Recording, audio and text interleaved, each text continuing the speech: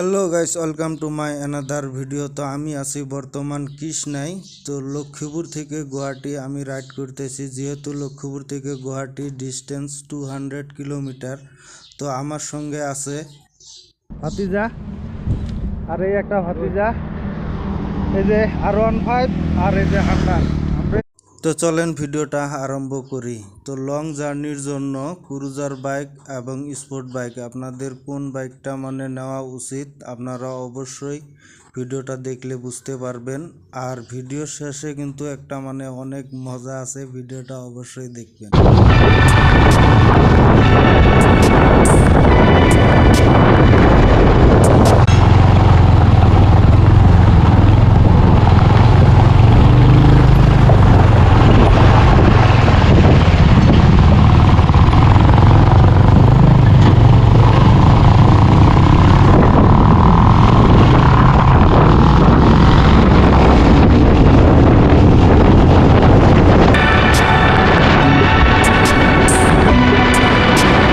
গোয়ালপাড়া থেকে গুয়াহাটি যোনটা হাইওয়ে ছিল, highway number ছিল 27। তো ওই হাইওয়েটা কিন্তু ন্যাশনাল হাইওয়ে। ওটা কিন্তু আগে 4 লেন হাইওয়ে ছিল না, বর্তমান দেখতে পাচ্ছেন গোয়ালপাড়া থেকে গুয়াহাটি যোনটা হাইওয়ে, তো এটা কিন্তু 4 লেনের কাজ পুরা দ্রুত গতিতে চলতেছে অলরেডি। গোয়ালপাড়া থেকে কৃষ্ণাই পর্যন্ত বলতে পারেন পুরা 4 লেনের কাজ ক্লিয়ার হয়েছে, আর মোটামুটি বাকি যে আছে বলতে পারেন 60% 4 লেনের কাজ ক্লিয়ার হয়েছে। এটা হচ্ছে দুধনই পার হয়ে এখানেও অনেকখানি রাস্তা ক্লিয়ার হয়েছে, আপনারা দেখতে পাচ্ছেন। তো যেহেতু বর্তমান আমাদের গোয়ালপাড়া থেকে আপ ডাউন করতে অনেক সময় লাগে আর কি, যখন 4 লেনটা হব, তো এখন 3 ঘন্টা লাগলে তখন আমাদের মাত্র 2 ঘন্টাতে আমরা চলে আসতে পারবো গুয়াহাটি।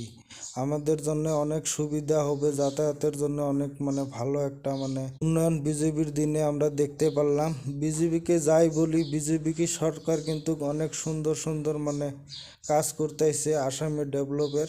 দেখতে পারতেছেন অনেক হাইওয়ে করছে বিজেপি সরকার। তো বিজেপি, আমরা বলি বিজেপি সরকার ঋণ নেয়, ঋণ নিয়ে কিন্তু কাজও করছে, আবার এদিকেও বলতে হবে অনেক কাজ করতেছে, রাস্তার অনেক ব্রিজের কাজ করতেছে।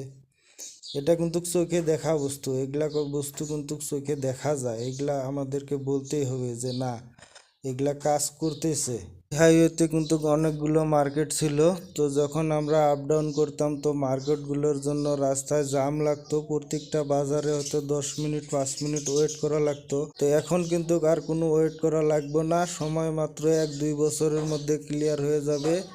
তো এখন প্রত্যেকটা মার্কেটের উপর দিয়ে ডাইরেক্ট ফ্লাইওভার বানিয়ে দিছে। তো আপনি ইচ্ছা করলে গোয়ালপাড়া থেকে গুয়াহাটি পর্যন্ত কোনো ধরনের ব্রেক ব্যবহার না করেও আসতে পারবেন। বর্তমান সময়ে গোয়ালপাড়া থেকে গুয়াহাটি আপ ডাউন করার সব থেকে বড় জাম বিজয়নগর। তো বিজয়নগর কিন্তু এই হাইওয়েতে নেই, এই হাইওয়েটা কিন্তু বিজয়নগরকে বাইপাস করে চলে গিয়েছে ডাইরেক্ট জালুকবাড়ি। যেহেতু বিজয়নগরে আমরা 1 ঘন্টা 1.5 ঘন্টা পর্যন্ত জামে আটকে থাকতে হয়েছে আর কি। তো এখন কিন্তু আমাদের সামনে আর বিজয়নগর থাকবে না।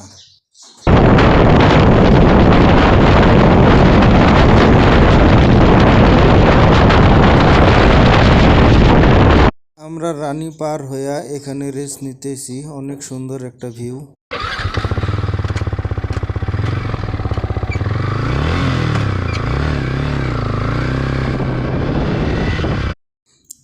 এখন আমি চালাবো R15। তো যেহেতু আপনাদেরকে ভিডিওর প্রথমে বলেছিলাম যে লং জার্নি করার জন্য কোন ধরনের বাইক নেওয়া দরকার, তো আমি R15 চালাচ্ছি। তো এটা চালিয়ে কোনো ধরনের মজা পাচ্ছি না। তো আমি বলবো লং জার্নি করার জন্য R15-এর থেকে ক্রুজার বাইকগুলা স্পোর্ট বাইকের থেকে অনেক ভালো লং জার্নির জন্য। তো এই বাইকওয়ালার কিন্তু অলরেডি এনার্জি ডাউন হয়ে গিয়েছে। তো আমার কিন্তু এখনও 200 কিলোমিটার রাইড করার পরেও আমার এনার্জি এখনও ফুল আছে, আমি আরও 200 কিলোমিটার রাইড করতে পারবো আমার বাইক নিয়ে। কিন্তু R15 নিয়ে 2 কিলোমিটার চালানোর পরেই আমার এরকম লাগছে, কি বলবো। তো এখন দেখছি বাইকটা স্টার্ট ছেড়ে দিছে, তো এখন আর বাইকটা স্টার্ট হচ্ছে না। তো দেখেন বাইকটা স্টার্ট ছেড়ে দিল, রেস ছেড়ে দিয়েছে বাইকটা, কি হয় দেখা যায়। এটা অবস্থা, এখন আর গাড়িটা স্টার্ট হচ্ছে না, তো তাই ঠেলে ঠেলে নিয়ে যাইতে লাগবো। খাতরা সাইকেল চালাবা লাগছে, সাইকেল।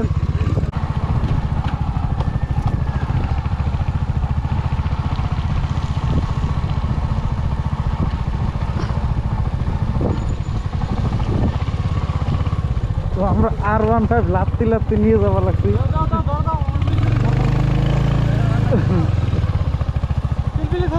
না লাগে না লাগে, পিলপিলি ধরা। আমার মতে স্পোর্ট বাইকের থেকে ক্রুজার বাইক অনেক ভালো।